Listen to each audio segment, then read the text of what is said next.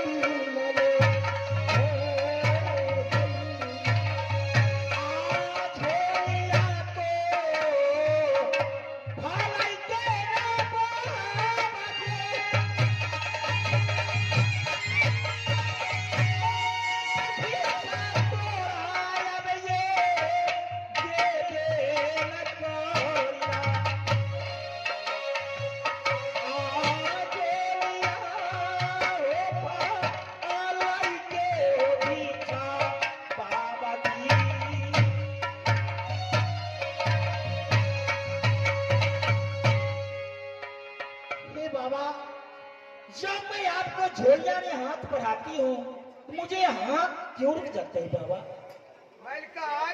हाँ द्वारपाल, अरे द्वारपाल, हाँ। जब मैं जोगी बाबा की मैं झोलिया में अपने हाथ बढ़ाती हूँ मुझे हाथ रुक जाते हैं। ठीक है बाबा, आप नाराज मत होइए, मैं खुशी मन से भिक्षा दे रही बाबा। सुनो, हाँ बाबा। एक तो तुम्हारा मेरी मजाक करके गई है और रानी होकर के तुम भी आई हो बाबा से मजाक करने के लिए। नहीं नहीं बाबा, मैं खुशी मन से भिक्षा दे रहे हैं। ठीक है तो आइए मना बच्चों बाबा, आरानिया के मानो, आरानिया के मानो।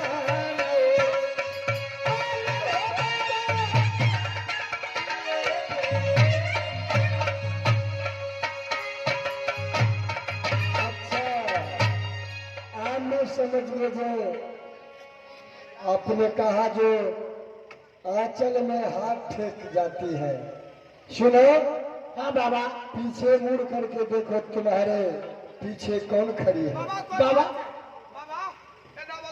कोई बात नहीं। अरे तुम अपना रानी के पीछे देखो कौन खड़ी है। बाबा मुझे हाथ रखता है, देखो तो जाकर। ठीक है जाकर।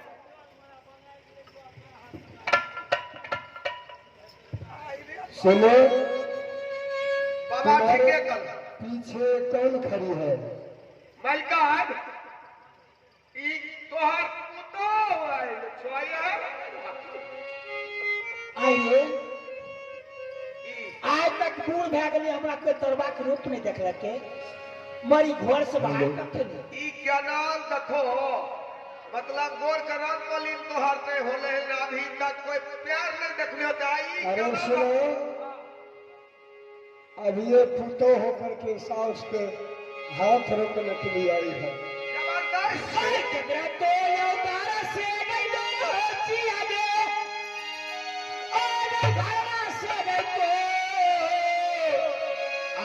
काला बेगे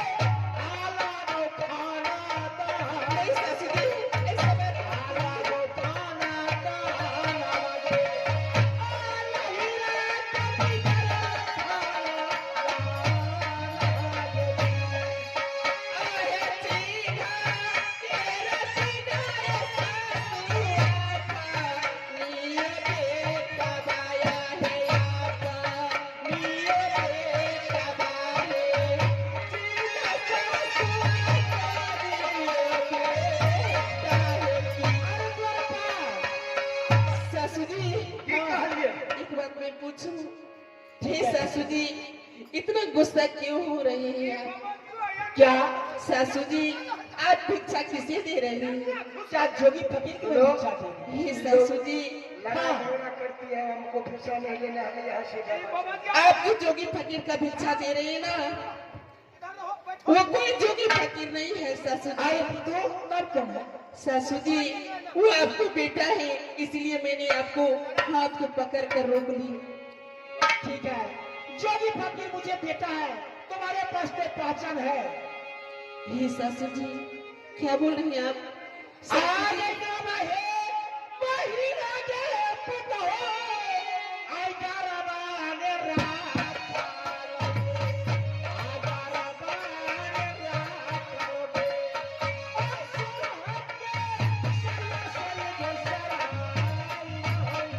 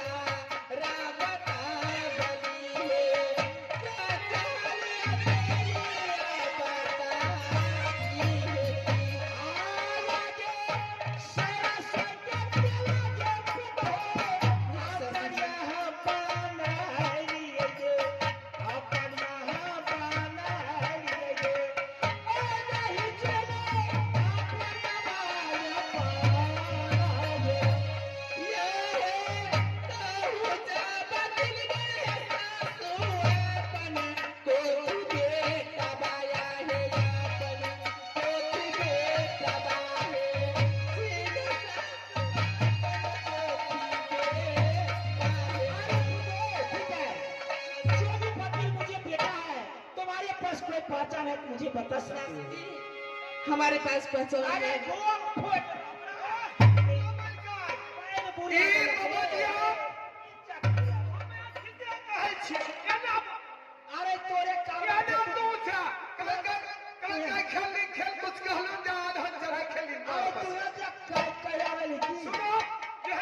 अरे तोरे मोबाइल रखे चलने को सासू जी, हाँ हे सासू जी, आप अपना कोख से अपना बेटा को पैदा किए और आप नहीं पहचान रहे हैं। नहीं पूछे। हे सासू जी, जिस दिन जूनागढ़ से मेरी नैहर बारात गया और मैं डोली में बैठ कर के आ रही थी, उसी टाइम मैंने अपना पति को उस डोली में पहचान ली। हे सासू जी, आप पहचान लेना चाहते हैं तो मैं पहचान देने के लिए तैयार हूँ। ठीक है, मैं आपको पहचान।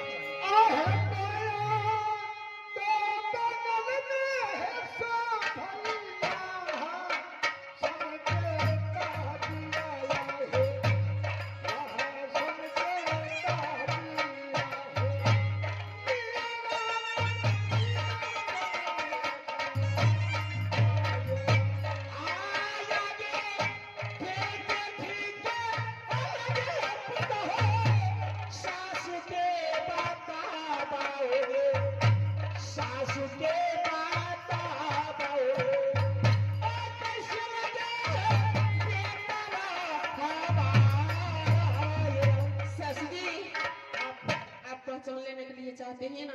ठीक है, बता दो। मैं सबसे पहला पहचान देती हूँ। सासू जी, जितना जल्दी हो सके उतना जल्दी जाइए और वो जो मुरट्ठा बांध रखे हैं ना, वो मुरट्ठा उखाड़ कर देखिए, उन्हें मांग में मानिक चंदन जल रहा है। अरे छौरा, अरे यार मैं ठोप रे बेला मैं के ठोप। कह बेटी के जोगी के जो मांग पर मने चंदन जले छे, नहीं गति चंदन नती छो। कहे वो पहचान या बतबे के जो तन देख नहीं तो। की ठीक है, मानी तिलक रहो चंदन रख। अरे वो तो देखे छे नहीं देखी। बारात चेन होता है। हां रे जोन देखी। तो पतिसिया है सो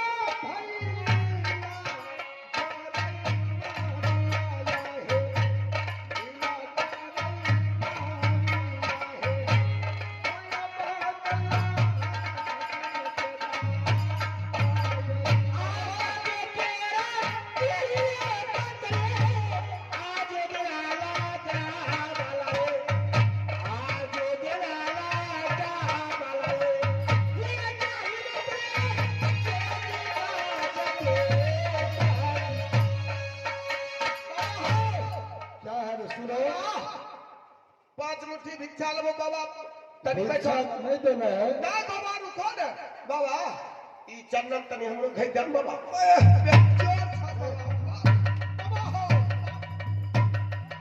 वो भी देह में सड़ जाता है।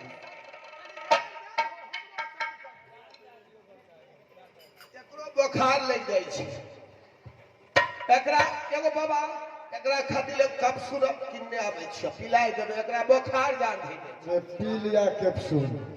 बाबा क्या है? जोर चंदन छतनी रगड़ दे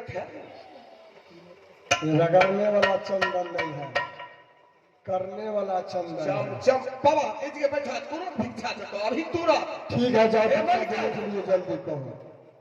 मलकार अरे की रे वह है ठीक है एकदम चका चक जेल रहले रास्ता में पहलियो ई खुशी के दान छियो दे देलियो तोरे रास्ता में पहलियो रास्ते में पहल खाने की रास्ते लगल रहे अरे पुतो और कोई पहचान है? मुझे उस पहचान से नहीं विश्वास है। क्या सासू जी, मैंने पहचान बताई, आपको विश्वास नहीं हुआ? नहीं नहीं तो ठीक है, मैं दो पहचान और आपको बताती हूँ। इस पहचान में पहचानिएगा तो ठीक है। ठीक है सासू जी, उन्हें जो दांत है ना, 32 दांत में मिर्ची लगा हुआ है और बाया पंजरा जो है उसमें लहसुन का दाग है। जल्दी जाइए ये देखिए। छोरा कहै की वे जो भी फकीर के दांत एकदम मिसा के चमकै छै आ बांगोल राशन के दांत छै तो ए एक काम कहियो ई घोगलन की छ तोहर पुतो ई लगे अरे छ पायर जोगिया के सूरत बढ़िया छै ने वह तो पर दिन भाई के पहले से मिलनी है बहुत दिन से बाबा जी। बना यह देख लब है बाबा जी और देखे छी एक जुग से नजर पर नजर तेरी मेरी कर रहे ई बात ठीक है कहै छै आजो जल्दी देखी अच्छे क्या ना भोर भए गेलै 4 ए बजे के जो। मलकान हमर ननद खिस्सा जाने रहे अब मुंह वाला केना देखबे रुको बाबा एगो खिस्सा आबै छै तुरंत बाबा जी हंसते है तुरंत देखिए लेबे पट बाबा हो क्या है रे? जने आबो बाबा अरे क्या है? एगो चीज कहै छियो एगो बूढ़ा रहथिन अच्छा। एगो बूढ़ी रहथिन अच्छा ता बूढ़ी काल खने अपना बूढ़ा से अच्छा हमरा तनी के बाजार से आइन ध्यान सुथनी तो कल के है बूढ़ हो जाए छे आ तो फलमा माय तोरा भूखनी लगले छ सुथनी बाबा अच्छा कल के मोर बधा बुढ़वा के छे हमें आखिर बूढ़ भे जाए हे फलमा बाप हमरा दे सुथनी आई बुढ़वा मलकल गेलै आ तुरंत 1 किलो सुथनी लगे मार के अच्छा। सकीन के तेतरी डंडारी अच्छा हो मालिक हो बाबा बुढ़िया दल के परसना बर्तन दे के चढ़ाई दल के अच्छा उसल्ला के तो दूध छिपा लगते बुढ़िया बेचारी की कल के नम्हर नम्हर सुथनी दल के बुढ़वा छिपा अच्छा छोट छोट सुथनी ललके बुढ़िया अपना बुढ़वा कहियो खैने रहे कि नहीं खैने रहे हो बाबा नम्हर नम्हर जे सुथनी देखलक बाबा अच्छा बुढ़वा दे दबा तो बुढ़वा के गारा लगल जाय करे आँख निपर में चल जाय करे बुढ़िया की कहे छे खच्चर बुढ़ बुढ़वा नम्हर नम्हर सुथनी एकरे दलिए कहियो हमरा बनाई के निपुरम करे